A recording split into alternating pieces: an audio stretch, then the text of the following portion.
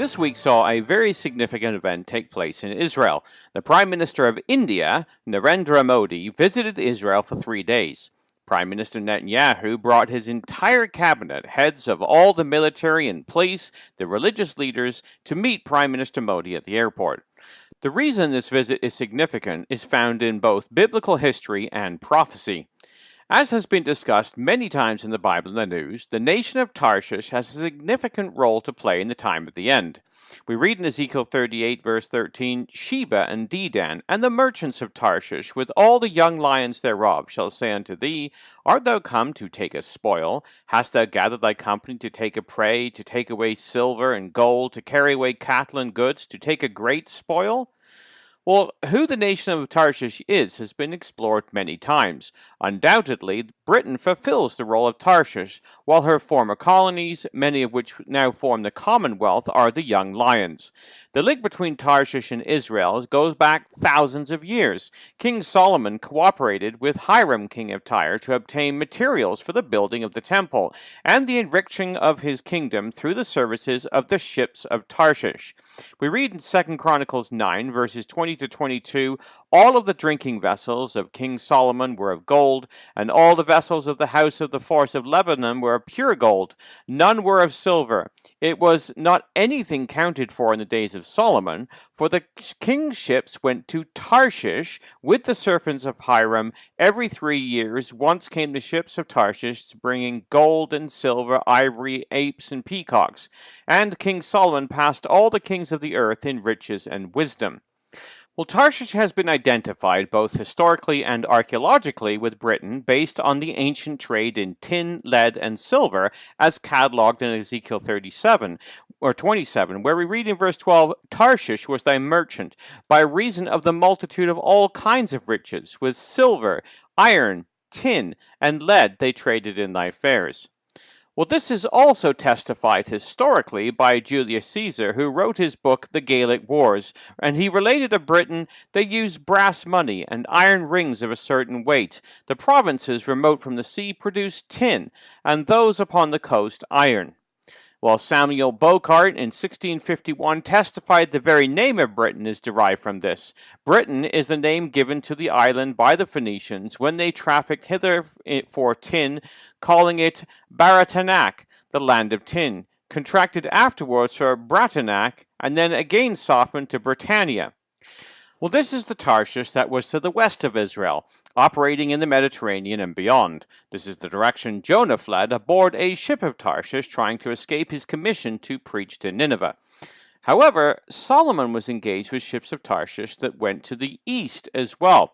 We read in 1 Kings chapter 9, verses 26 to 28, King Solomon made a navy of ships in Ezion-Geber, which is beside Elat, on the shore of the Red Sea, in the land of Edom. And Hiram sent in his navy his servants, shipmen that had knowledge of the sea, with the servants of Solomon. And they came to Ophir, and fetched from thence gold 420 talents, and brought it to King Solomon. In fact, years later, Jehoshaphat attempted a similar feat, which was ill-fated due to the alliance with Jehoshaphat and King Ahaziah, Israel's wicked king. We read in 2 Chronicles 20 and verse 35 to 37, After this did Jehoshaphat king of Judah join himself with Ahaziah king of Israel, who did very wickedly, and he joined himself with him to make ships to go to Tarshish, and they made the ships in Ezion-Geber. Then Eleazar the son of Dodavah of Marashah prophesied against Jehoshaphat, saying, Because thou hast joined thyself with Ahaziah, Yahweh hath broken thy works. The ships were broken, that they were not able to go to Tarshish. So there was a Tarshish to the west, but also a Tarshish to the east, where ships went, operating out of Ezion-Geber or Elat. John Thomas, in his book Elpis Israel, relates, As to Tarshish, there were 2 countries of that name in the geography of the ancients. Jehoshaphat built ships at Ezion-Geber, a port on the Red Sea, that they might sail hence to Tarshish. Now it will be seen by a map that they could only sail southwards towards Babel el Mandeb, from which they might then steer east or north for India. As they did not sail by compass in those days, but coastwise, they would creep around the coast of Arabia and so make for Hindustan. They might have sailed southward again along the coast of Africa instead of to India, but it is not likely they did, as the commerce of the time was with the civilized world, not the savage. The voyage occupied them 3 years. In the days of Solomon, the trade was shared between Israel and the Tyrians, for he had at sea a navy of Tarshish with the navy of Hiram. Once in 3 years came the navy of Tarshish, bringing gold and silver, ivory and apes and peacocks. Well, these products point to India as the Eastern Tarshish, a country which has always conferred maritime ascendancy on the power which has possessed its trade and been its carrier to the nations. This is Elpis Israel, pages 395. Well, India is also identified with the young lions. It was conquered by the British, who allied themselves with the Hindus against the ruling Muslims, who were descendants of the Muslim Tamerlane or Timur, incidentally whose grandson built the Taj Mahal. Well, eventually the Muslims centralized themselves and are now known as Pakistan, while the Hindus were largely in the south in what is called India. India, as a British colony, formed part of the contingent of young lions who were heavily involved in the prophecy of Revelation 16, verse 13, where we read, "The sixth angel poured out his vial upon the great river Euphrates, and the water thereof was dried up, that the way of the kings of the east might be prepared." While it appears in the World War I poster that depicts the mother lion of Britain calling upon her young lion colonies to help her in defense, India is identified as one of these. Indian soldiers were involved in pushing the Ottoman Turks out of the Middle East, and therefore drying up the river Euphrates during World War I. This was highlighted by the visit of Prime Minister Narendra Modi to Haifa Memorial. The Battle of Haifa took place on September 23, 1918, where the Indian 15th Cavalry Brigade attacked the forces of the Ottoman Empire, resulting in the capture of Haifa and Acre. The Indian forces were heavily engaged in battle at Megiddo and moved on to capture Haifa with heavy losses. Memorials are found in Haifa, New Delhi, and Bangalore as a testimony to the sacrifice of the brave Indian soldiers. India's independence was announced around the same time as Israel's in July 1947, just months before the vote in the United Nations for the creation of the State of Israel. Just like Israel would be later partitioned, the Indian colony was partitioned between the Muslim state of Pakistan in the north and the state of India in the south, which was more Hindu. India became independent August 15, 1947, while Israel became independent May 14, 1948. So Prime Minister Modi's visit to Israel is very significant as it demonstrates the picture painted years ago by the prophets is coming into being. The young lions and Tarshish, east and west, would be involved in trade with Israel in the latter days, and therefore would protest the invasion of the king of the north, or Gog. For we read in Ezekiel 38, verse 13, "Sheba, Dedan, the merchants of Tarshish, with all the young lions thereof, will say, Art thou come to take a spoil? Hast thou gathered thy company to take a prey, to carry away silver and gold, to take away cattle or goods and a great spoil," and so on. Well, this week's visit saw the strengthening of ties, both economic and military, as was evidenced in the speeches given by both Prime Minister Netanyahu and Prime Minister Modi upon Modi's arrival to a warm welcome in Israel. My friend Prime Minister Narendra Modi, welcome to Israel. Prime Minister, we've been waiting for you a long time.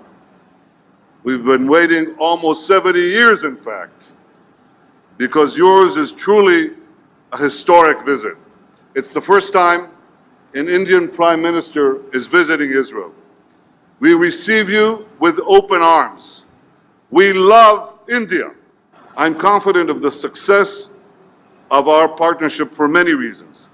First is the talent of our peoples. It's been said, Prime Minister, that in Silicon Valley in California, the two most common languages overheard are Hindi and Hebrew. Occasionally, one hears some native English too. Second, I believe in the success of our partnership because of the great sympathy between our peoples, the natural camaraderie between Indians and Israelis. The Jews of India and the 100,000 Israelis of Indian descent are a wonderful human bridge between our two nations, our two peoples. Indian Prime Minister Narendra Modi reciprocated. Excellency Prime Minister Netanyahu, ladies and gentlemen, Shalom, Leklam, Anisemia Mayot, Lehiat Po. It is my singular honor to be the first ever Prime Minister of India to undertake this groundbreaking visit to Israel. I want to thank my friend Prime Minister Netanyahu for the invitation and for receiving me with so much warmth.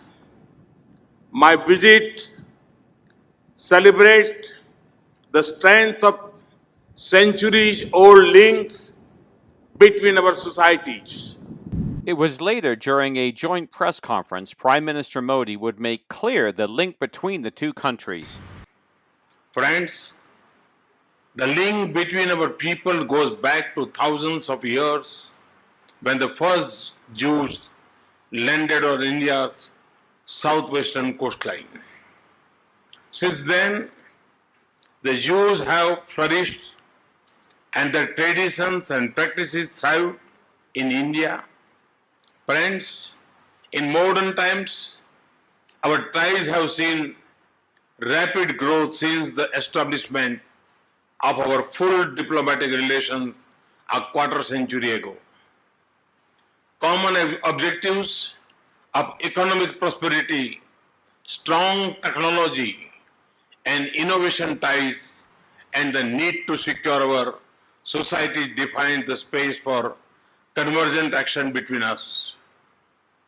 Over coming decades, we want to frame a relationship that transforms the landscape of our economic engagement. India is the world's fastest growing large economy. The common theme is clear. What ties the countries together is a large population of Jews of Indian descent, over 100,000, living in Israel, along with a similar vision of economic development, trade, and prosperity. Well, this is very fitting when India answers to the role of one of the young lions and one of the merchants of Tarshish, the eastern one. The word merchant used by Ezekiel is interesting. It is the Hebrew word kasar, meaning a trader, to go about, to travel in trade.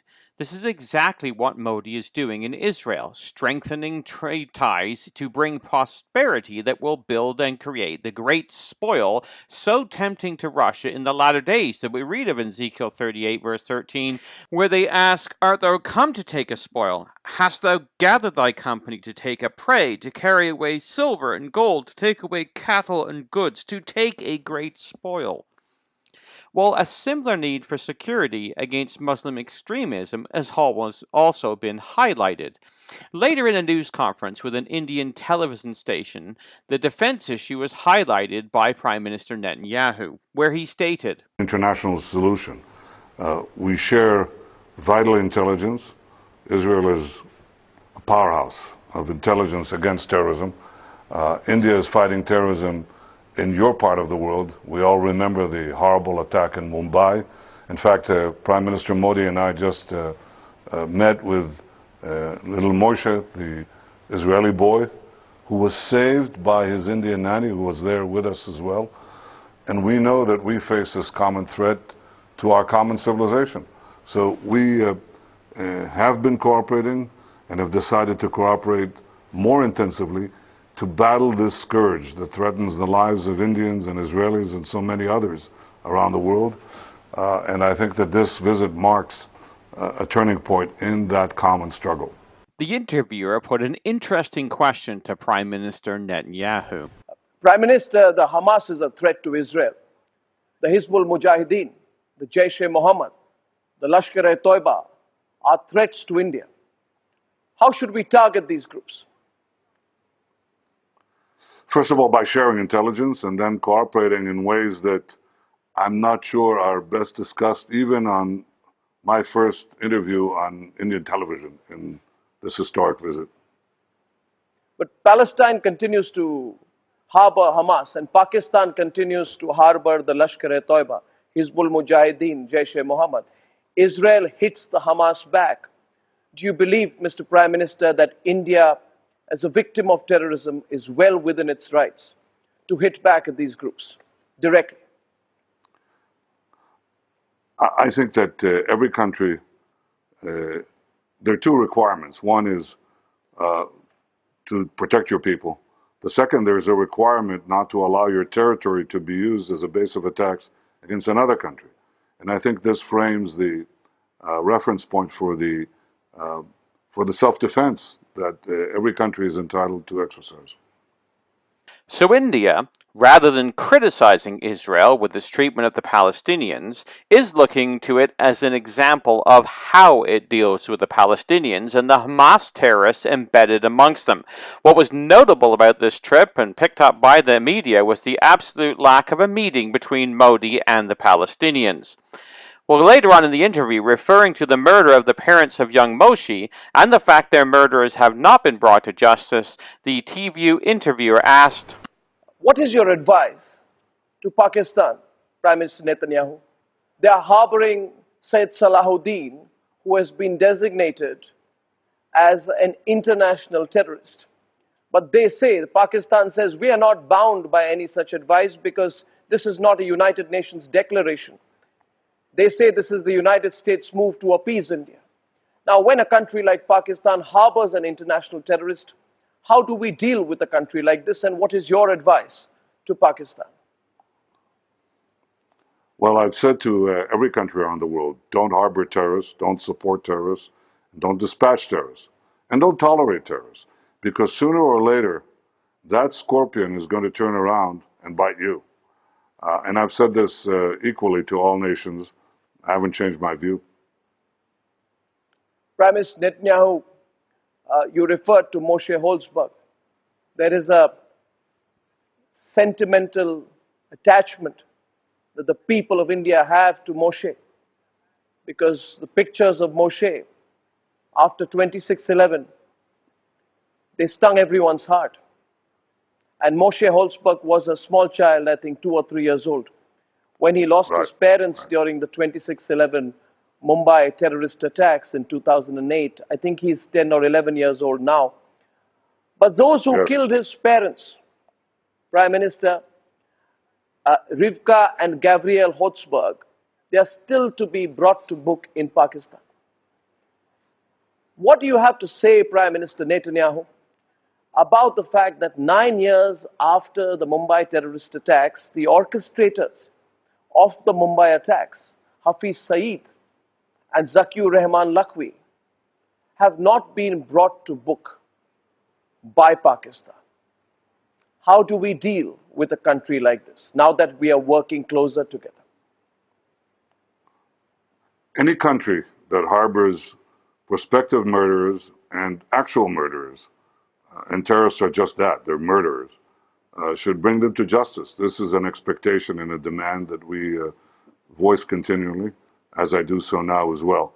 I have to tell you that we face today, between India and Israel, our two democracies, the two bookends of this vast region, we face today a rash of radical Islamic terror that comes from various sources, various directions, from the Sunni variety, for example, headed by Daesh, by ISIS, the radical Shiites headed by Iran with Hezbollah and other sources. They threaten first Muslims. They kill Muslims a lot. But they also, of course, threaten non-Muslims, whom they view as infidels to be subjugated or eradicated. So a very large number of countries, India, Israel to be sure, but many others, including, I have to say, Arab countries in the Middle East, understand that we are in a common battle against terrorists who would not merely eradicate our freedoms, but actually slaughter us unless we defend ourselves. And that is producing interesting new relationships and alliances. What is obvious to me is that India and Israel are such natural allies, being first and foremost democracies, that you should ask yourself, how come we didn't cooperate not only in the battle against terrorism and against radicalism, but also in the quest to better the lives of our future, of our peoples. Prime Minister Modi said something very instructive. He said, life is innovation. The effect radical terrorism is having is to draw India and Israel together, but as Prime Minister Netanyahu related, also the Arab countries in the Middle East are waking up to the fact that they must ally themselves with Israel against a common enemy of radical Islam that threatens all of their societies. Sheba and Dedan must confederate with the young lions and the merchants of Tarshish and Israel. In fact, India Today reported Netanyahu stating the two nations have agreed to cooperate against terrorism, which is faced by both of them. This is a marriage made in heaven, but we are implementing it here on earth, Netanyahu said.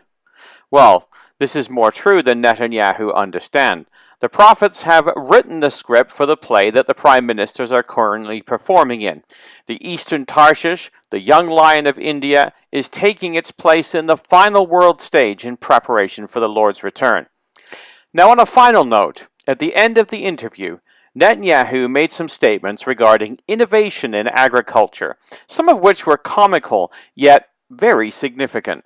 For example, yesterday, Prime Minister Modi and I visited a farm, and we saw how, a greenhouse actually, how our satellite technology and our drone technology allows to target individual plants. So you don't have to take the water if it's a scarce resource. You don't have to spread it evenly on a big fields. Yeah. You can actually direct the irrigation to where you actually need the water. Yeah. This is a tremendous increase in productivity. I showed Prime Minister Modi today a graph of the most productive cows in the world. And you think, who produces more milk per cow in the world? You think maybe it's a Dutch cow or a French cow? No, it's an Israeli cow. It's a computerized cow. Every moo is computerized. And so we produce about twice the milk per cow compared to an average European cow. Why shouldn't Indian farmers enjoy this? Why should they not have the benefit of more productive techniques? Prime Minister. And Prime Minister Modi says they should. And that's the partnership that we are doing. Minister, on a lighter note, we know you are great at technology, Israelis, but I found that description of a computerized cow very fascinating. Prime Minister, every moo is recorded. The computerized cow. I would like to visit Israel and see the computerized cow myself someday. Finally, last question, Prime Minister Netanyahu. All of India is watching you, and you would be surprised how much coverage there has been across the Indian media and on Republic TV on Prime Minister's visit to Israel. Every move has been followed and listened to. Now you are going to be coming to India. Ahead of that, ahead of your visit, what message would you like to give Prime Minister Netanyahu to the 1.3 billion people of India who have been following this iconic meeting between the heads of one of the world's two most prominent democracies? We love India. We admire India. We believe in India. And we want this partnership. But while it made the interviewer chuckle that every moo is recorded by these computerized cows, it drives home the statement that the Israelis of the latter days have gotten cattle and goods. And not only have they gotten cattle and goods, they are also the best in the world at producing milk with them. This is the prosperity that is growing due to the blessings from God. We are living on the edge of Ezekiel 38. So let us look to our neighbors and see how we can help each other to prepare to meet our Lord who is at the door. This has been Jonathan Bowen joining you for the Bible in the News.